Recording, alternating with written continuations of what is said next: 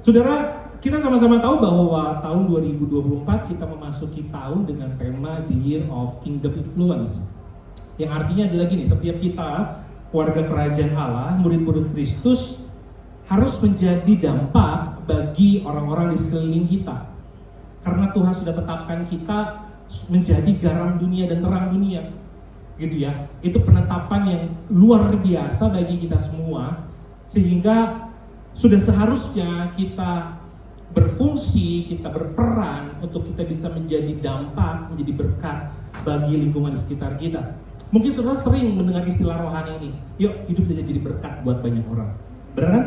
Tapi sebenarnya seperti apa sih hidup menjadi berkat bagi banyak orang? Itu pertanyaan selanjutnya. Saudara, dengan mudah kita berkata, yuk kalau hidup bersama dengan Tuhan itu kita harus jadi berkat buat banyak orang. Supaya engkau jadi berkat buat banyak orang. Supaya jadi berkat buat banyak orang dalam bentuk apa sih? Kan dalam cara berpikir kita harus sama seperti Kristus. Cara bertindak kita harus sama seperti Kristus. Cara kita berkata-kata, bersikap harus sama seperti Kristus. Waktu ukurannya Kristus di dalam kehidupan kita dan kita menyelaraskan kehidupan kita dengan Kristus, maka percayalah bahwa kemanapun kita pergi dan dimanapun kita berada, kita menjadi berkat bagi orang-orang di sekeliling kita. Itu juga kan, amin. Jadi ukurannya bukan menjadi orang lain, ukurannya tidak harus mengusahakan menjadi pribadi yang lain, hanya satu, berusahalah, berjuanglah terus dari hari ke hari untuk semakin segambar dan serupa dengan Kristus. Titik etawe pokoknya. Waktu engkau bisa segambar dan serupa dengan Kristus, percayalah, kehidupanmu akan menjadi berkat bagi banyak orang. Orang baru lihat pribadi saudara saja sudah mereka menikmati kehadiran Kristus. Karena kita baca ayatnya di kemana gitu ya? Tadi ini. Saya udah doa loh padahal. Nah itu. Saya cek ya. Wih. Oh, udah ditekan ya. Siap. Yuk, kita lihat di Matius 5 ayat 13. Ini ayat yang saudara sering baca dan saudara sudah tahu kok dari hari ke hari, bulan ke bulan, tahun ke tahun waktu saudara percaya kepada Kristus.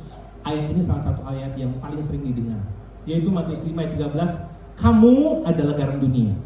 Ya, saya nggak akan bahas lagi kamu adalah garam dunia karena minggu kemarin kita sudah bahas itu kan.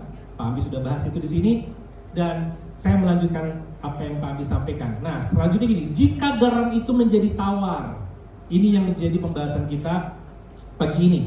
Jika garam itu menjadi tawar, dengan apakah ia diasinkan? Tidak ada lagi gunanya selain dibuang dan diinjak orang. Jadi waktu Kristus menetapkan saya dan saudara menjadi garam dunia, perhatikan juga kita harus menjaga ritmenya kita, menjaga kualitasnya kita, supaya kita terus berfungsi dengan benar di hadapan banyak orang, sehingga kita bisa menjadi berkat bagi banyak orang, menjadi jawaban bagi dunia ini. Amin. Gitu. Nah, untuk kita saat kita memposisikan diri menjadi garam dunia, maka saudara, ada hal yang harus kita pertahankan yang namanya itu konsistensi. Amin. Nggak mudah untuk kita bisa mempertahankan konsistensi kita menjadi garam dunia. Perlu perjuangan. Kadang-kadang kita sudah pernah dengar ini nggak istilah soda limun. Tahu soda limun? Kalau mereknya ini Coca-Cola. Amin. Tahu saudara? Saudara tahu Coca-Cola? Coca-Cola itu ada lagi nih, waktu dibuka ngejerujus, jus. Tapi setelah itu melempem, habis. Nggak jarang banyak orang Kristen seperti itu. Waktu percaya kepada Kristus di awal-awal, cinta Tuhan, mengenal pribadi Yesus, wah semangat. Jadi berkat dimanapun, menceritakan tentang Kristus dimanapun. Tapi waktu masalah datang, waktu tekanan datang, mulailah, udahlah, gak usah saya lah, yang lain aja lah, saya cukup segini aja lah. Itu sudah limun. Ngejos di awal, gak enak di akhir. Sama kayak orang makan permen karet. Bener? Sudah pernah makan permen karet kan? Ya. Coba, pahit di awal atau manis di awal? Manis di awal. Gak jarang banyak orang Kristen seperti itu, waktu cinta Tuhan, waktu lahir baru gitu ya, cinta mula-mula, disuruh pelayanan apapun mau, disuruh ngerjain apa aja mau, datang ibadah bila perlu dalam ibadah 1, ibadah 2, ibadah 3, ibadah sekolah minggu didatengin, ibadah MWM didatengin, semua mau doa subuh, doa fasting prayer, doa apa lagi, sampai ke rumah duka didatengin semuanya karena apa? Karena cinta Tuhan. Tapi apa yang terjadi setelah aktivitas itu hanya dipandang sebagai rutinitas? Nah, ini bahayanya. Mulailah yang namanya stagnan. Nah, sebab itu tema kita di minggu ini adalah gini, menolak spiritual stagnation. Menolak spiritual stagnasi. Apa itu stagnasi? Nah, kita lihat pengertiannya. Spiritual stagnation adalah gini, berarti kebekuan secara rohani. Kebekuan, freeze, nggak bisa ngapa-ngapain.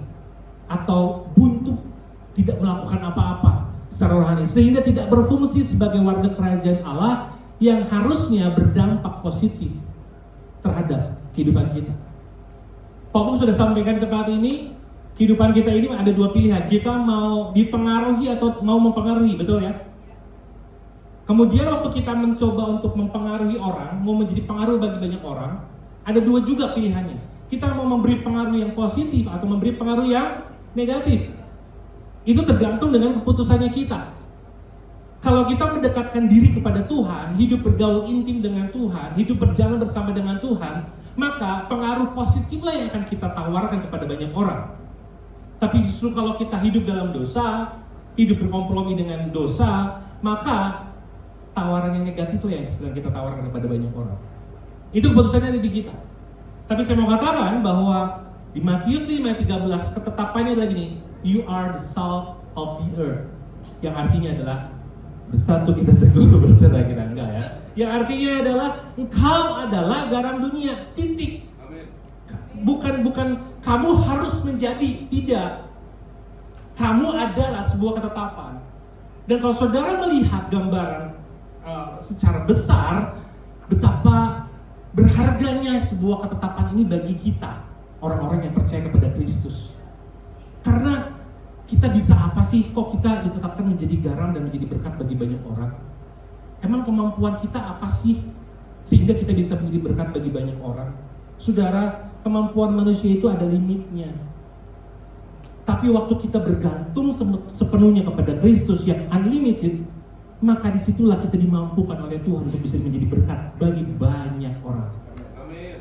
Kita lihat dulu gambaran di Matius 5 ayat 13 dan 16. Dan Matius 5 ayat 13 sampai 16 ini diapit oleh kerangka dasarnya. Kalau kita belajar teologi itu ada gini, melihat dari jarak jauh, melihat dari jarak dekat, gitu ya. Zoom in, zoom out. Nah, kalau kita sekarang zoom out, kita lihat dari jarak jauh, dari konteks jauh adalah gini. Kalau kita melihat sebelumnya di Matius 4 ayat 24 sampai di Matius 5 ayat 1 sampai 12, tahukah saudara bahwa yang datang kepada Yesus pada saat itu bukan orang baik-baik semuanya loh. Ya? Yang datang kepada Yesus bukan orang-orang yang baik-baik, orang yang baik keadaannya bukan pengusaha yang lagi sukses, no. Bukan hamba Tuhan yang lagi dipakai Tuhan, bukan pejabat pemerintahan yang sedang jaya-jayanya, enggak. Tapi sudah bisa lihat di Matius 4 ayat 24 dikatakan seperti ini. Saya buka dulu.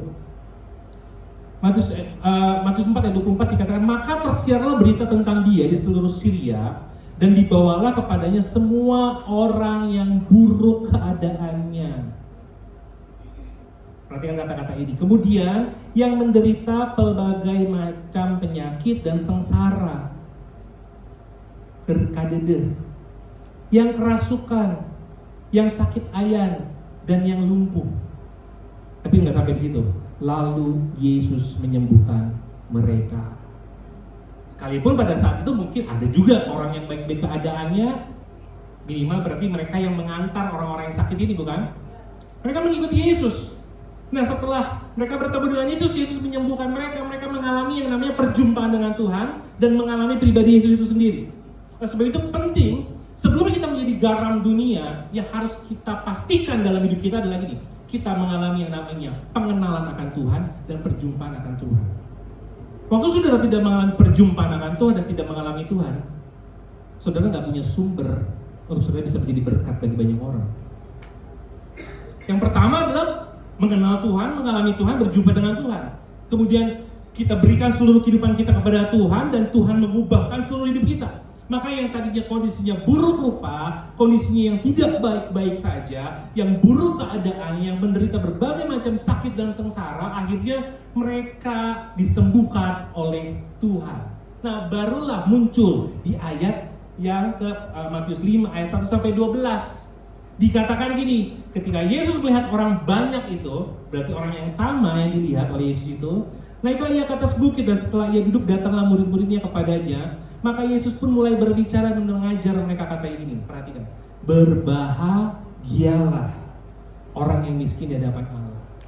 Kemudian ayat 4 berbahagialah, ayat 5 berbahagialah, ayat 6 berbahagialah, ayat 7 berbahagialah, ayat 8 berbahagialah, ayat 9 berbahagialah, ayat 10 berbahagialah, ayat 12 berbahagialah, ayat 11 berbahagialah, ayat 12 dan dikatakan ini, bersukacitalah dan bergembiralah.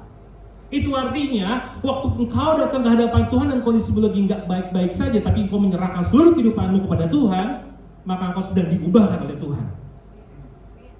Ya, setuju kata amin? Sudah percaya hal itu? Nah, waktu engkau diubahkan oleh Tuhan, Tuhan sendiri yang berkata, berbahagialah karena engkau sudah berubah. Even engkau miskin secara dunia, tapi engkau berkelimpahan di dalam kerajaan surga.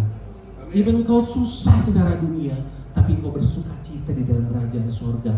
Itu posisinya. Sehingga langsung di ayat 13 Yesus kasih label sama orang-orang yang berbahagia itu apa? You are the salt of the earth. Kamu adalah garam dunia. Naik ya statusnya ya. Yang tadi nggak punya pengharapan ketemu dengan Yesus punya pengharapan. Yang tadinya lagi nggak baik-baik aja, hutang di mana-mana, keluarga lagi hancur, ketemu Yesus, kemudian jadi pulih. Cukup nggak sampai di sini? Ternyata enggak. Tuhan kasih label lagi. Aku kasih kemampuan supaya engkau menjadi garam dan terang bagi dunia ini. Supaya apa? Supaya engkau bisa go to the next level. Kamu naik lagi ke level selanjutnya. Nah, kalau kita lihat Matius 5 ayat 17 sampai 20, itu tuh bicara tentang gini, bahwa Yesus meminta setiap orang-orang yang mengikutnya dan orang-orang banyak itu mengikuti Yesus untuk memiliki hidup keagamaan atau kesalehan yang melebihi orang-orang Farisi. Jadi pada saat itu orang yang terkenal santun, alim, dan hidupnya benar, terlihatnya itu hanya orang-orang Farisi. Tapi Tuhan mau justru gini, waktu engkau hidupmu diubahkan, engkau harus menjadi teladan bagi banyak orang. Waktu engkau menjadi teladan bagi banyak orang, itu secara tidak langsung engkau sedang memimpin banyak orang dan engkau sedang mempengaruhi bagi banyak orang.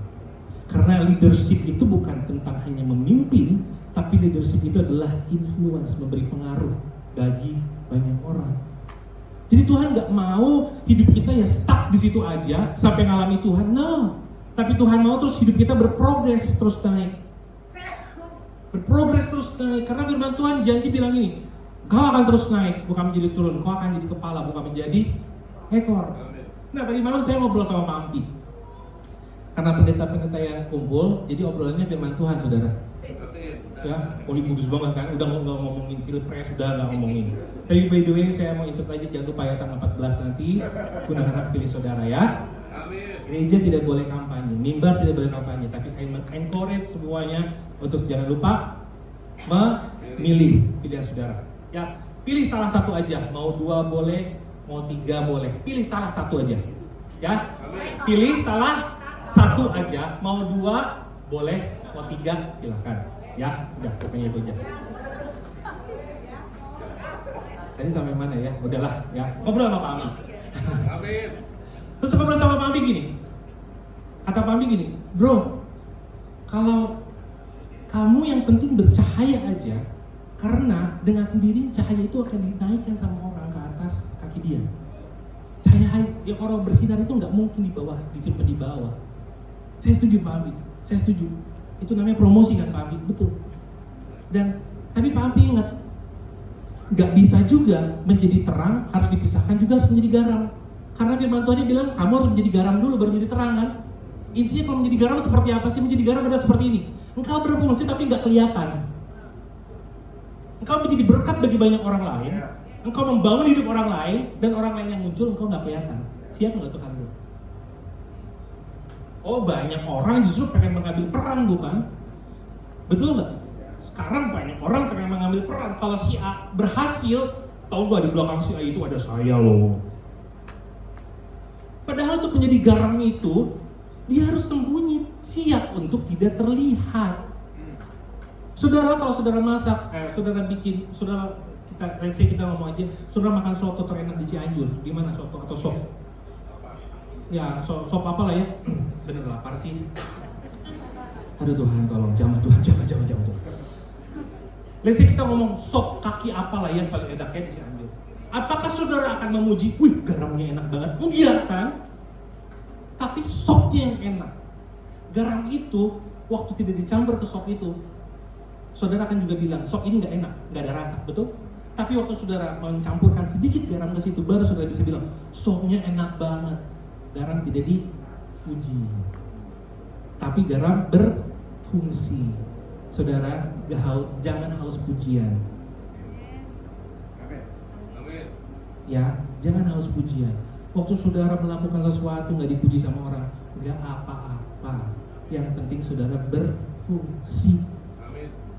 Daripada teori, mendingan aksi. Iya dong, teori mah gampang. Buka YouTube banyak teorinya, tapi aksinya bisa nggak? Kemudian nggak sampai di situ. Oke, garam tidak terlihat, tapi Yesus juga ingat bilang, kalau terang itu nggak mungkin disimpan di kaki, di bawah gantang, tapi terang itu akan naik, harus disimpan di atas kaki dia. Itu artinya gini, waktu engkau terus berfungsi dengan benar, ingat, promosi itu orang lain yang akan sibuk mempromosi dirimu. Kau nggak perlu mempromosi dirimu sendiri, karena apa?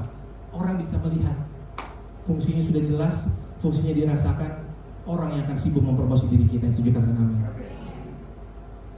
Itu berkelanjutan, antara garam dan terang itu nyambung jadinya. Jadi saudara nggak bisa cuma pakai bersinar terang, bersinar. Nah, jangan sampai di situ dulu. Tapi kau juga harus melihat, sebelum kau bersinar menjadi terang bagi dunia ini, kau juga harus menjadi garam bagi dunia ini. Berfungsi dulu. Soal promosi mah itu nanti urusannya Tuhan.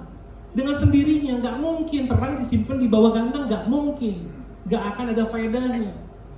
Betul? Itu akan disimpan di atas kaki dia.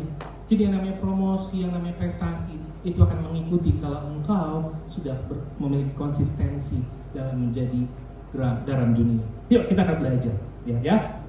Kita akan lihat.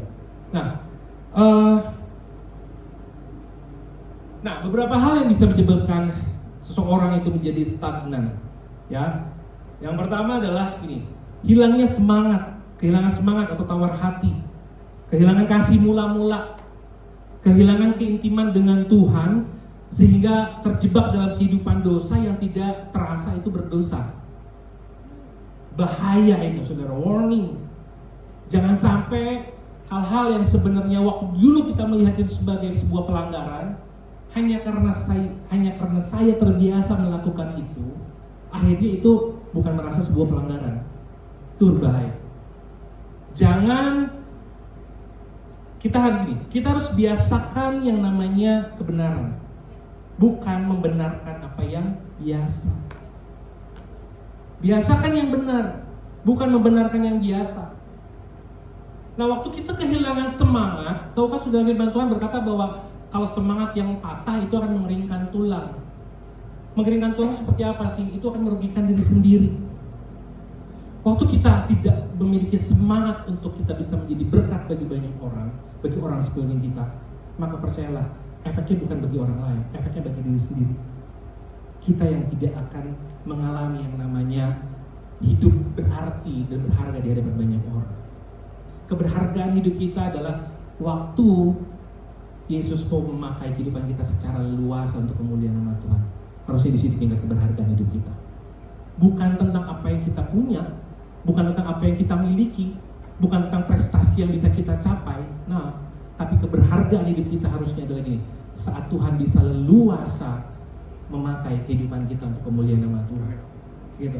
Kemudian, yang kedua adalah gini, kebiasaan yang sekedar rutinitas. Itu yang membuat orang stagnan. Itu yang membuat orang akhirnya mati kutu, nggak bisa berbuat apa-apa. Ya, melakukan sesuatu hanya karena sudah terbiasa, sehingga kita kehilangan esensi saat kita melakukannya. Melakukan sesuatu dengan terpaksa, tanpa gairah dan semangat untuk menyatakan pribadi Kristus kepada orang-orang sekitar kita. Karena gini, hati-hati dengan kegiatan ibadahmu. Jangan sampai tiap minggu saudara datang ke gereja hanya karena autopilot. Tahu autopilot? Ya memang hari Minggu saya bangun pagi, tugas udah wajibnya di gereja, sudah seharusnya di gereja, sehingga itu sebagai kebiasaan doang. Jangan sampai saudara bangun pagi kemudian berdoa, saudara kehilangan esensi dalam berdoa, karena itu hanya sebatas kebiasaan dan rutinitas. Jangan sampai saudara membaca Alkitab setiap hari, kalau nggak membaca Alkitab nanti dikutuk sama Pak Ampi gitu. Kan Pak Ampi baik ya, Pak Ampi nggak segitunya. Jangan sampai itu sebatas rutinitas. Gitu loh, karena saya dari kecil udah terbiasa bangun pagi, doa, baca Alkitab. Itu jangan sampai rutinitas, tapi kita harus mengerti esensi yang sesungguhnya seperti apa. Jangan sampai gini, kebiasaan engkau memberi, menolong, berdoa bagi orang lain itu hanya sebatas kegiatan rutinitas dan kebiasaan biasa. Pastikan engkau melakukan semuanya itu karena engkau mengerti esensinya. Aku harus menularkan aroma Kristus yang ada dalam kehidupanku pada banyak orang. Waktu engkau diperlengkapi, waktu engkau membaca firman Tuhan, pada dasarnya engkau sedang diperbaharui kualitas kehidupanmu. Waktu engkau berkualitas, maka waktu engkau berjalan pun engkau akan lebih mudah untuk mempengaruhi banyak orang di sekelilingmu. Karena gini, orang yang berkualitas, ada banyak orang yang akan nge-spot dia. Benar gak? Dia gak perlu menunjukkan siapa dirinya kepada banyak orang. Tapi orang yang berkualitas, dia otomatis akan dilihat oleh banyak orang. Gitu. Kemudian yang ketiga adalah gini, putusnya relasi dalam komunitas. Waktu kita terputus relasi kita dengan orang-orang di sekeliling kita, maka biasanya kita kehilangan support sistemnya kita. Kita sering kan kerasa bahwa misalnya kita sebelumnya kita rame-rame si A, si B, si C gitu ya, jalan bareng-bareng, tiba-tiba si C mulai pergi, udah gak setia lagi, bukan kasih A sama si B, merasa sesuatu yang ada yang hilang, merasa sesuatu kayaknya, terame, akhirnya itu membuat orang, udah deh kita gak usah ngelakuin apa-apa ya, gitu deh, sudah deh kita gak usah ke gereja lagi deh, akhirnya pada ujungnya, udah deh kita ganti Tuhan aja yuk. Oh, jangan salah saudara, ada banyak orang stagnan, ada banyak orang nggak mengalami yang namanya pertumbuhan di dalam Tuhan dan mereka ganti Tuhan. Mereka beralih ke kepercayaan yang lain. Gitu. Karena apa? Karena tidak mengalami Tuhan. Kemudian yang selanjutnya adalah gini, hal yang menyebabkan seseorang menjadi stagnan adalah gini, rasa bosan dan kemalasan. Maaf itu salah ketik ya, itu harusnya rasa bosan dan kemalasan. Kak Eti yang ngetik itu. Maaf kan itu, mungkin Kak Eti ngetik jam 11 malam kali ini ya. Rasa bosan dan kemalasan. Saudara tahu bahwa waktu engkau menjadi berkat bagi banyak orang dan engkau melakukan sesuatu yang itu lagi, maka musuh dari konsistensi adalah rasa bosan dan rasa malas. Benar nggak? Tapi yang Tuhan mau adalah gini, jangan pernah bosan untuk menjadi berkat bagi orang lain. Jangan pernah malas untuk jadi berkat bagi orang lain. Ada kalanya kita harus direpotkan untuk kita bisa menjadi berkat bagi orang lain. Tapi tidak banyak juga orang mau direpotkan untuk jadi berkat bagi orang lain. Betul kan? Suatu saat saya teringat banget dulu kalau saudara mengenal almarhum Putra, pemain drum kita di Bandung yang agak gemuk gitu. Suatu saat dia lagi sakit, ada batu ginjal gitu. Kemudian jam-jam 2:30 subuh dia telepon saya, tolong dong antar saya ke rumah sakit, perut saya sakit sekali. Saudara tahu kan gimana rasanya jam 2:30 atau jam 3 subuh buka mata? Kan butuh gini ya buka matanya saudara ya. Perjuangan tingkat malaikat saudara. Secara daging, Putra, atau bisa nggak sakitnya nanti jam 7 pagi gitu, jam 8 gitu. Jangan jam 3 subuh, kalau bisa mah. Kan jam 3 subuh teh saya harus keluar ganti baju, berjeng tiris di Bandung, udah nggak mata berjeng sepet, cile di mana-mana, harus sedikit nge-fresh dulu kan sudah nggak mungkin bangun tidur langsung sadar 100% kan enggak kan? Apalagi ini ngurus orang sakit. Perjuangan nggak? Perjuangan saudara. Keluar harus bawa motor angin-anginan jam 3 subuh di Bandung. Romantis kok sama pasangan Maya dikegep. Ini mah sorangan saudara, sendirian. Jemput putra, kemudian dibawa ke rumah sakit. Pas udah di rumah sakit, putra bawa nggak? Enggak, pinjam dulu nggak? Nah, coba pinjam dulu 100 lagi. Ya nggak? Ya udah, gua bayarin nih. Udah gitu gimana? Dri, gua belum makan. Minta makan lagi. Gua kasih makan. Terus pulang gimana? Anterin pulang. Dianterin pulang lagi. Repot nggak? Repot saudara.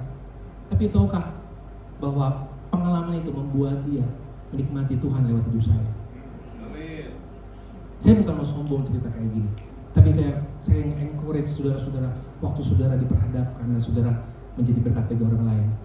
Bebeje, ingat ya, kadang-kadang kita harus repot. Amin. Jadi kalau lagi repot jangan komplain, jangan protes. Karena apa? Saya sedang jadi berkat bagi orang lain. Oke, mau repot saudara?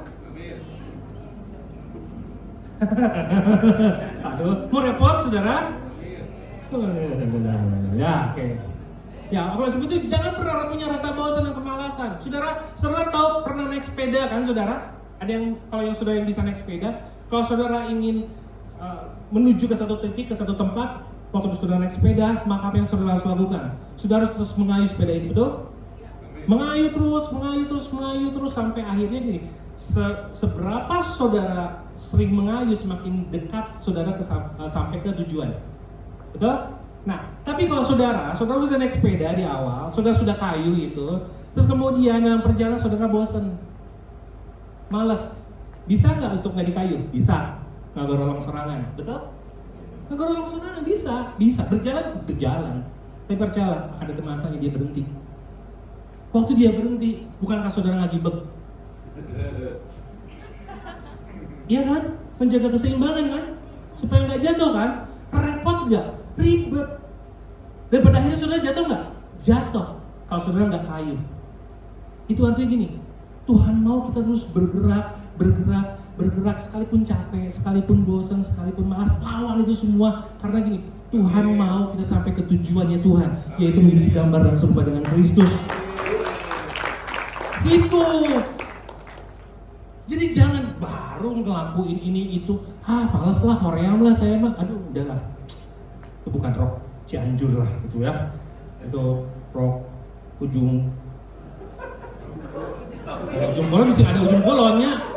Rock itu rock Zimbabwe yang ada di RT 5 RW 4 gitu. Oke, yuk kita lihat selanjutnya gini. Terus kemudian gimana kondisinya saat garam menjadi tawar? Yang pertama dia kehilangan tujuan utamanya. Saudara, kalau Anda tidak mengerti tentang suatu barang, bukan berarti barang itu kehilangan tujuannya. Anda hanya saja tidak tahu bagaimana cara menggunakannya. Waktu engkau mengerti akan tujuan hidupmu, yaitu segambar dan serupa dengan Tuhan dan menjadi berkat bagi sesama, tapi kemudian engkau tidak menggunakan tubuhmu, kehidupanmu untuk menjadi berkat, maka itu yang namanya disebutnya abuse. Abuse. Tahu artinya abuse? Abuse itu tingkatan dari abnormal use. Digunakan tidak semestinya. Saya pegang mic. Ini tujuannya untuk memperkeras suara kan? Ya. Bisa nggak saya pakai ini buat golok sambal? Bisa. Sesuai dengan tujuannya nggak? Enggak. Betul? Waktu dia kehilangan tujuannya, maka dia nggak maksimal. Padahal waktu dia disambungkan kepada sound system, dia maksimal tujuannya. Tapi waktu saya pakai ini jadi ngerendo sambal, bisa, tapi bukan tujuan utamanya. Itu namanya abnormal use. Kemudian waktu garam kehilangan rasanya menjadi tawar, dia turun nilainya, bahkan tidak ada nilainya. Gitu. Waktu mic ini saya pakai buat bikin sambal, oh mau saya sell 10.000 G, saya nggak mau, pasti rusak. Karena digunakan tidak sesuai dengan tujuannya, turun nilainya. Oleh sebab itu kalau kita sudah ditetapkan Tuhan menjadi saluran berkat bagi orang di sekeliling kita, yuk jadilah berkat. Pertahankan itu, jangan sampai kita memiliki nilai yang turun dari seharusnya. Gitu. Dan saudara, untuk menjadi berkat bagi orang lain, kita nggak harus menjadi seperti orang lain. Kita harus menjadi diri kita sendiri apa adanya. Setuju? Ya, kan ada cerita gini. Ada pelayanan-pelayanan menjangkau jiwa-jiwa katanya gini. Pak, saya mau menjangkau anak-anak metal, jadi saya harus pakai baju metal. Di hidangan, pakai baju hidung, celana hidung, sepatu hidung, kuntu hidung, pakai hidung. Karena menjangkau anak metal. Gitu. Pak, saya mau menjangkau anak-anak punk, jadi rambut saya kudu dijejekin di kaki, di landak. Karena akan menjangkau anak metal supaya bisa masuk. Oke. Pak, saya mau menjangkau orang-orang yang miskin, orang-orang yang nggak mampu. Jadi saya harus pakai ala kadarnya. Oke, no problem. Silakan. Tapi saya mau katakan gini, kalau kamu jangkau bencong, apakah kamu harus jadi bencong? Menjadi berkat bukan seperti itu, saudara-saudara. Menjadi berkat bukan seperti itu. Menjadi originalnya saudara saja sudah. Because, ini Grace nih. Because pakai bahasa Inggrisnya, you born original, don't die as a copy. Wah, coba. Yang artinya adalah bersatu kita teguh, kita teguh. Yang artinya gini, engkau dilahirkan dengan original. Tuhan mendesain kamu begitu sempurna, sudah tidak usah ditambah, tidak usah dikurang. Berfungsilah seperti Tuhan menciptakan engkau. Jangan sampai engkau meninggalkan bumi ini menjadi seperti orang lain. Karena apa? Sepanjang hidupmu engkau hanya meniru orang lain. Kalau engkau lihat si A jadi berkat sebagai YouTubers, dan kalau saudara tidak memiliki kemampuan untuk berbicara depan kamera, nyangges lah tong maksakan jadi YouTubers. Ya, Cideli di sini punya jadi berkat bagi banyak orang melalui TikTok. Non, ngaranna teh cilok teh mochi. Saya nggak punya kemampuan di situ. Loh, saya jangan berusaha untuk menjadi Cideli. Saudara ngerti sampai sini? Ya, Tuhan sudah tetapkan kita. Be original, saudara. Dan saya mau katakan gini, yang namanya original itu harganya lebih mahal daripada yang KW. Mau itu KW super, grade A, premium, kelas 1, tetap original lebih mahal. Iya, benar nggak? Amin. Karena saya mau katakan ini, saudara mahal. Saudara itu ditebus oleh harga yang mahal loh. Darah Yesus, tubuh Yesus, kematian Yesus, itu saudara dibayar dengan itu semua. Be original, jangan jadi orang lain. Ya, kemudian gini, saat garam itu menjadi tawar, dia udah nggak ada gunanya selain diinjak dan dibuang orang. Saya percaya saudara kita nggak mau dibuang orang, nggak mau diinjak-injak sama orang. Oke, setiap kita manusia, nalurinya kita senang kok dipuji sama orang. Kita senang menjadi berkat, jadi jawaban bagi banyak orang. Secara nalurinya seperti itu. Yuk, jadilah garam dunia ini dan terus keluarkan aroma Kristus. Nah, dari semua yang saya sampaikan, yang pertama lagi poinnya, jangan tawar hati dan meninggalkan kasih mula-mula. Amsal 24 ayat 10. Jika engkau tawar hati pada masa kesesakan, maka kecilah kekuatanmu. Jadi waktu engkau sering dipakai Tuhan, ada rasa capek, ya. Ada rasa lelah, ya. Ada rasa sakit, ya. Tapi jangan pernah tawar hati waktu engkau masuk ke dalam kondisi seperti itu. Waktu engkau melayani di sini, percayalah, mungkin akan ada gesekan di sini. Jangan pernah tawar hati terhadap gesekan. Waktu engkau lagi berusaha menjadi berkat bagi banyak orang, mungkin prosesnya tidak sesuai dengan kehendakmu. Jangan tawar hati waktu engkau menghadapi semuanya itu. Dan jangan pernah meninggalkan kasih mula-mula. Kenapa saya katakan jangan pernah meninggalkan kasih mula-mula? Karena gini, waktu kita ingat kepada kasih mula-mula kita dengan Yesus, bukankah itu yang selalu membuat kita menggebu-gebu untuk kita melakukan sesuatu untuk Tuhan? Apapun kita akan lakukan untuk Tuhan. Karena apa? aku cinta sama Tuhan. Jangan pernah itu luntur rasa cinta kita kepada Tuhan. Yang kedua, ada lagi nih. Hidup dalam komunitas yang sehat. Penting. Sebab itu kita di sini bersyukurlah kalau saudara berada di komunitas yang sehat. Tapi percayalah saudara bahwa di komunitas yang sehat itu terdapat orang-orang yang tidak sehat. Setuju? Jangan tuntut orang lain cepetan sehat. Karena dari yang sakit ke menuju ke sehat itu butuh yang namanya proses. Kalau dari sakit langsung sehat, tiba-tiba itu namanya mujizat. Kita berharap orang mengalami mujizat yang tadinya bedegong jadi sumringah bisa. Tapi bukankah itu butuh proses bagi seseorang? Nah, penting untuk kita hidup dalam komunitas yang sehat. Saya mau berkata seperti ini, bahwa pergaulan yang buruk bukankah merusak kebiasaan yang baik. Pergaulan berarti itu komunitas. Pergaulan yang buruk, komunitas yang buruk akan merusak kebiasaan yang baik. Sekarang saya balik. Ini kita bermain kata aja, bukan berarti membenarkan firman Tuhan ya. Nah sekarang saya balikkan. Bukankah pergaulan yang baik akan merusakkan kebiasaan yang buruk? Setuju nggak? Berarti kalau engkau berada di komunitas yang sehat, harusnya engkau bisa mengubah orang yang buruk keadaannya menjadi sehat, menjadi baik. Sebab itu jangan pernah tinggalkan pertemuan-pertemuan ibadah. Ya, Ibrani 10 ayat 25, janganlah kita menjauhkan diri dari pertemuan-pertemuan ibadah kita seperti dibiasakan oleh beberapa orang, tetapi marilah kita saling menasehati, saling kasih tahu yang benar seperti apa. Dan waktu dikasih tahu yang benar seperti apa, please jangan baperan.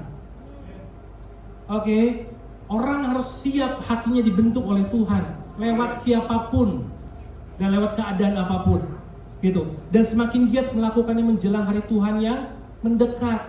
Jadi semakin hari Tuhan mendekat itu makanya harus kita harus semakin sering beribadah bersama-sama, membangun persekutuan kita bersama dengan orang-orang percaya. Karena pada saat itulah kita sedang di-recharge bersama dengan orang-orang sekeliling kita. Sama seperti bara api, saudara. Saudara tahu bara api kan, arang, dia menyala dan dia akan mengeluarkan nyalanya waktu apa? Didekatkan, bergesekan dulu. Yang sebelahnya akan menyala, dia akan juga menularkan ke bara api yang lain, ke arah yang lain, sampai akhirnya menjadi api yang besar. Itu namanya pengaruh, influence.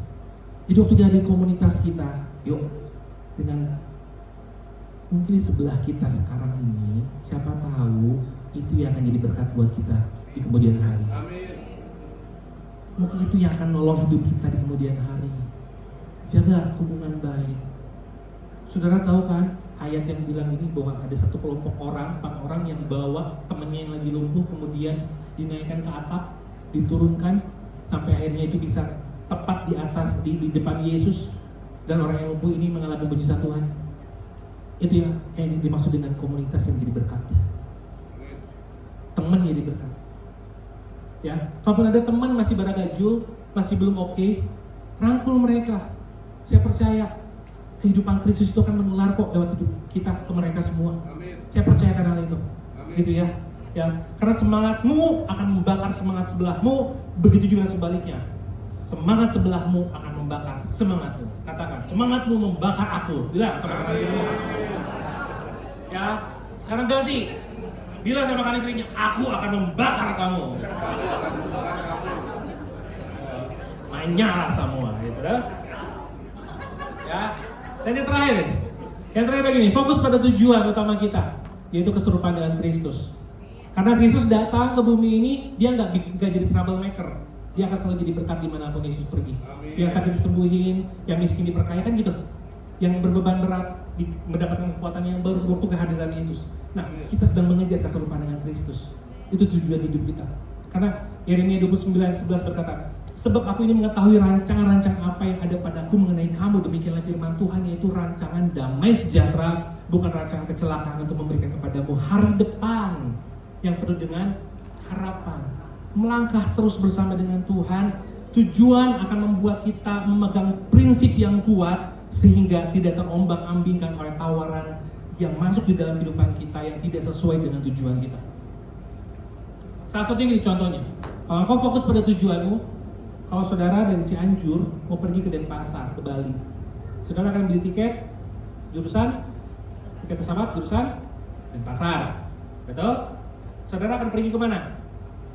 Ke Terminal Cicahem atau ke Soekarno-Hatta? Soekarno-Hatta dong, jelas tujuannya. Kalau saudara tahu tujuannya, waktu saudara masuk ke Bandara Soekarno-Hatta, saudara akan mendengarkan dung dung dung dung, betul? Pesawat jurusan Medan akan segera berangkat. Bagi Bapak Ibu Saudara yang sudah memiliki tiket harap memasuki pesawat, betul? Karena saudara tahu saudara akan ke Denpasar, saudara akan terganggu gak dengan dindung-dindung yang tadi itu? Enggak, bukan tujuan saya, betul? 1 menit kemudian bunyi lagi, dung dung dung dung, pesawat jurusan Balikpapan akan segera berangkat. Saudara akan terganggu enggak? Enggak, karena apa? Saudara mengerti tujuan saudara. Nah, waktu saudara mengerti tujuan saudara di dalam Tuhan, menjadi berkat bagi banyak orang. Waktu saudara berjalan, kemudian ada tawaran masuk, nyogok dulu, bukan sesuai dengan tujuan. Saudara terganggu nggak? Enggak. Harusnya saudara ke gereja, tiba-tiba dia ngajak main PS dulu yuk, ntar aja ke gerejanya. Terganggu nggak? Enggak. Karena saudara ngerti tujuan saudara dalam Tuhan. Waktu saudara menjadi berkat bagi banyak orang, saudara udah niat, aku mau datang ketemu si A, aku mau kasih sesuatu buat dia, aku mau kasih makanan buat dia. Tiba-tiba saudara lagi jalan, kemudian muncul temanmu, nongkrong heula ba di dia, coba kopi heula di Starbucks, Cianjur. Wow, si Juno Bogana, tapi enggak lah, nanti dulu ya, dia lagi kelaparan. Benar? Enggak akan menghilangkan tujuan. Tapi saudara, kalau saudara nggak punya tujuan dalam hidup saudara, apa yang terjadi? Saudara jalan, dung dung dung dung, tujuan Medan akan berangkat. Wah, Medan juga asik ya. Sama Medan itu nya. Semenit kemudian muncul dung dung dung dung, Balikpapan. Loh, Balikpapan kayaknya asik nih. Dalam waktu 1 menit kemudian dung dung dung dung, pesawat jurusan dia akan segera berangkat. Oh, ada kayak di sana. Ada macet. Boleh dong. Akan bingung saudara. Semua tawaran rasanya baik adanya saat saudara tidak memiliki tujuan. Tapi waktu kau memiliki tujuan untuk segambar dan serupa dengan Kristus, kau akan memilih mana yang boleh masuk, mana yang nggak boleh masuk di dalam kehidupanmu, sehingga kau bisa fokus kepada tujuanmu sampai akhirnya kau sampai kepada tujuan. Dan situ kau akan menerima mahkota kemuliaan yang datangnya dari Tuhan. Jangan pernah stagnan, jangan pernah berhenti untuk berlari menuju kepada tujuan saudara, karena percayalah Tuhan akan pakai saudara. Sekalipun mungkin capek, sekalipun letih, sekalipun lelah, tapi percayalah itu semua akan dibayar oleh kemuliaan yang akan Tuhan berikan bagi saudara-saudara. Tuhan Yesus memberkati. Pemuji musik boleh maju ke depan. Sebab itu jangan sampai saudara kehilangan energi dan gairah untuk kita bisa menjadi berkat bagi orang lain. Karena pada saat kita kehilangan energi, kita tidak melakukan apa-apa. Kita akan capek.